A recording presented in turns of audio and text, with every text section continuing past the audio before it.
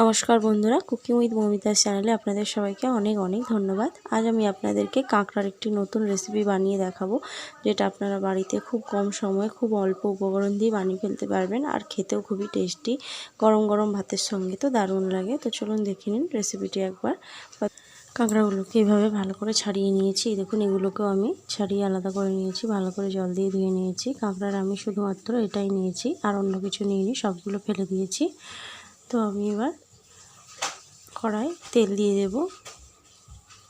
1 table চামচ সরিষার তেল দিয়ে দিলাম। এরপর এতে আমি 3টে কাঁচা লঙ্কা চিড়ে দিয়ে দেব ও একটা বড় সাইজের পেঁয়াজ কুচি দিয়ে দিলাম।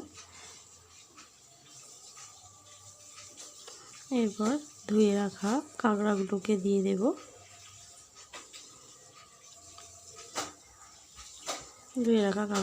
দিয়ে দিলাম। এতে এবার স্বাদ মতো লবণ দিয়ে দেব।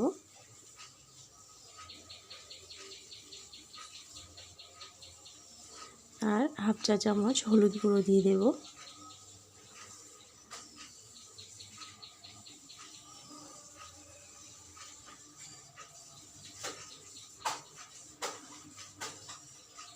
হাফ চা চামচ হলুদ গুঁড়ো দিয়ে দিলাম।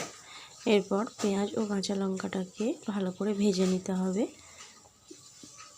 যতক্ষণ না মশলা থেকে তেল ছাড়ে ততক্ষণ নেড়েচেড়ে নিতে হবে, কারণ কাঁকড়া থেকেও একটু জল বেরোবে।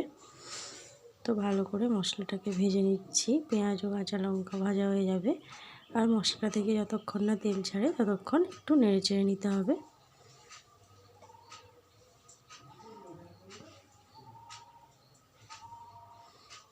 কাঁকড়াটাও ভালো করে এইভাবে ভাজা হয়ে যাবে নাড়তে নাড়তেই। তো এইভাবে নেড়েচেড়ে নিচ্ছি। এই দেখুন, পেঁয়াজ ও কাঁচা লঙ্কাটাও ভাজা হয়ে গেছে, আর মশলা থেকে একটা তেল ছেড়ে গেছে। তো এরপর আমি এতে অল্প একটু জল দিয়ে দেব।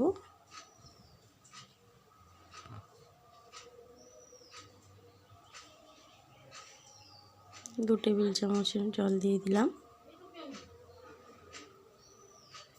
এই দেখুন, জলটাও শুকিয়ে গেছে, এইরকম ভাজা ভাজা হয়ে গেছে, একদম তেল ছেড়ে গেছে মশলা থেকে। তো রেডি হয়ে গেল আমাদের কাঁকড়া ফ্রাই। আপনারা এটা গরম গরম ভাতের সঙ্গে খেতে পারেন, খুব ভালো লাগবে। আর কিচ্ছু লাগবে না, শুধু এটা দিয়ে ভাত খাওয়া হয়ে যাবে। তো আপনারা বাড়িতে অবশ্যই ট্রাই করবেন।